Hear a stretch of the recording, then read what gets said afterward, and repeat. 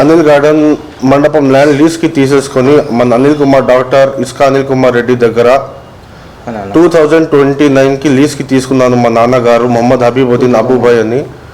అప్పటి నుంచి కన్స్ట్రక్షన్ మొత్తం మాదే జరిగింది దానిపైన.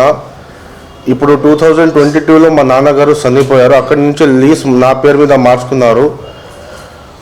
2025 నవంబర్లో 2026 కోసం డబ్బులు లీజ్ అమౌంట్ కూడా తీసేసుకున్నారు. పోయిన నెల 15 రోజు నుంచి 20 రోజు ముందు కాల్ చేసి మండపం ఖాళీ చేయాలి అని చెప్పారు. ఒక నెల లోపల ఖాళీ చేయమంటున్నారు. ఒక చిన్న అంగడిలో ఒక చిన్న షాప్లో కూడా ఖాళీ చేయమంటే 3 months టైం ఇస్తారు ఖచ్చితంగా. ఇది అంటే 4.5 ఎకరా కళ్యాణ మండపం ఖాళీ చేయమంటే అది ఎలా కుదురుతుంది? కొద్దిగా మన ప్రెస్ వాళ్ళ ద్వారా హెల్ప్ కావాలని సాయం కాలేజ్ కోరుకుంటున్నాను. 2026 డిసెంబర్ దాకా డబ్బులు కూడా కట్టేస్తున్నాను. 2026 దాకా ఇప్పుడే ఖాళీ చేయమంటే 15 లక్షలు కట్టున్నాను మొత్తం సంవత్సరానికి.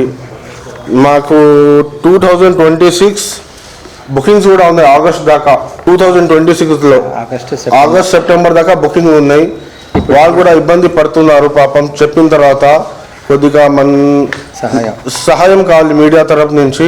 మనకి కోర్టుకి వెళ్ళిపోయినాను, హెల్ప్ అడుగున్నాను.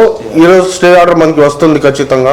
ఖాళీ చేయమని కారణం ఏం చెప్పలేదు, మనకి ఖాళీ చేయమని అన్నారు అంతే. 2009 నుంచి మొత్తం మందే సార్ కళ్యాణ మండపం కన్స్ట్రక్షన్ మొత్తం మాదే. ఇప్పుడు ఖాళీ చేయమంటున్నారు. ఎందుకని చెప్పలేదు, అడిగితే కూడా ఖాళీ చేయమంటే. బయట దగ్గర 5 to 6 years కన్స్ట్రక్షన్కి అయింది. ఖాళీ చేయమంటే అది ఎలా వేరే దగ్గర కూడా పోయి అరేంజ్మెంట్ చేసుకోవాలంటే చాలా టైం పడుతుంది.